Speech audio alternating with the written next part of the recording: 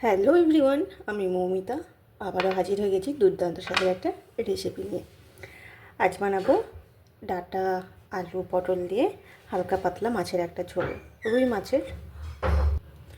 তাহলে চলো শুরু করা যাক আমাদের আজকের রেসিপিটি। সবার প্রথম মাছ ভাজবো, তাই দিয়ে দিচ্ছি কড়াইয়ে সর্ষের তেল। তোমাদের একটা কথা বলি, মাছের ঝোল করার সময় বা মাছ ভাজার সময় সবসময় তেলটা কীরকম ধোঁয়া ওঠা গরম করবে, তা না হলে মাছ ভেঙে যাবে। আর ঝোলে দেওয়ার মাছও বেশ লালচে করে ভেজে নেবে এরকম ধোঁয়া ওঠার পর, তাহলে আর ঝোলে দিলে মাছ আর ভাঙবে না। আমরা ঝোল করতে একটু ভয় পাই যে মাছ ভেঙে যাবে ঝোলে ফেললে, মাছ কড়া করে ভেজে নিলে আর ভাঙবে না। তেলের মধ্যে দিয়ে দেবো হলুদের গুঁড়ো। এবার দিয়ে দিচ্ছি মাছ। এইভাবে মাছ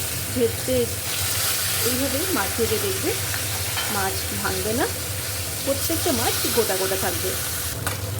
একটা পিঠ লাল করে ভাজা হয়ে গেছে, এবার অপর পিঠটা উল্টে নিচ্ছি। আমরা একটু কড়া কড়া মাছ ভাজা খেতেই ভালোবাসি, তো অনেকে একটু কম ভাজা ভালোবাসো, অনেকে একটু কাঁচা কাঁচা খেতে ভালোবাসো। তো তোমরা তোমাদের পছন্দ মতন মাছটা ভেজে নেও। মাছটা ভাজা হয়ে গেছে, এবার উঠিয়ে নেব।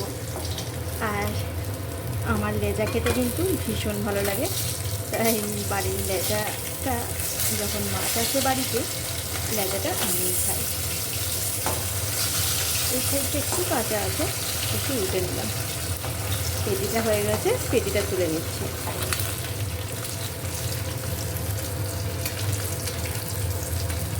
আর ঝোলে মাথা দিলে খেতে কিন্তু ভীষণই ভালো লাগে। মাথাটাও বেশ লালচে করে ভেজে নিয়েছি, এবার উঠিয়ে নিলাম। ওই তেলের মধ্যে দিয়ে দেবো সামান্য একটু লবণ, আলুটা ভাজার জন্য। আমি সব সবজিগুলোই একই সাথে দিয়ে দিচ্ছি।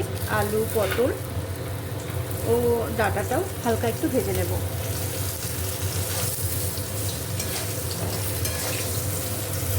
তেলের মধ্যে যেহেতু হলুদ ছিল মাছটা ভাজা, তাই আমি আর হলুদ দিচ্ছি না। এইভাবে একটু নাড়াচাড়া করে ঢাকা দিয়ে দেব। মিডিয়াম ফ্লেমে এগুলো একটু ভেজে নেব। সবজি আমাদের ভাজা হয়ে গেছে, এবার সবজিগুলোকে উঠিয়ে নেব। দেখো আলুর মধ্যে বেশ একটা লালচে রং ধরে গেছে। দিয়ে দিচ্ছি আবারও একটু সর্ষের তেল, রাঁধুনি ফোড়ন। এখানে আমি হলুদ গুঁড়ো, জিরে গুঁড়ো, ধনে গুঁড়ো আর কাশ্মীরি লঙ্কার গুঁড়ো মশলা করে রেখেছিলাম, একটু গুলে ওটা দিয়ে দিলাম। সাথে অল্প একটু আদা রসুনের পেস্ট, 4 টুকরো করে নেওয়া টমেটো। মশলাটাকে এবার ভালো করে কষে নেব। মশলাটাকে বেশ ভালো করে কষিয়ে নিয়েছি, মশলা থেকে তেল ছেড়ে নিয়েছে। এরপর ভেজে রাখা সবজিটা দিয়ে দেব।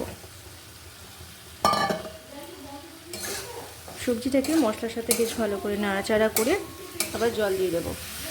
এবার দিয়ে দিচ্ছি ঝোল। যেহেতু পাতলা ঝোল বানাবো, তাই জলের পরিমাণটা একটু বেশি দেব। দিয়ে দিচ্ছি স্বাদ মতো লবণ, সাথে ঢাকা সবজিটা তাড়াতাড়ি সেদ্ধ হওয়ার জন্য। সবজিটা বেশ সেদ্ধ হয়ে গেছে, এরপর মাছগুলো দিয়ে দেব। আলুও আমাদের সুসেদ্ধ হয়ে গেছে। এরপর মাছগুলোকে দিয়ে বেশ কিছুক্ষণ ফুটিয়ে নিলেই হয়ে যাবে আমাদের হালকা পাতলা ডাঁটা দিয়ে রুই মাছের ঝোল। আবারও ঢাকা দিয়ে দেব।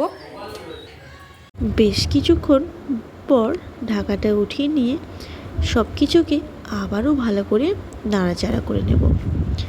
এবার নামানোর আগে শুধুমাত্র অল্প একটু ধনেপাতা ছড়িয়ে দেব। তারপর কিছুক্ষণ স্ট্যান্ডিং টাইমে রেখে পরিবেশন করব গরম গরম হালকা পাতলা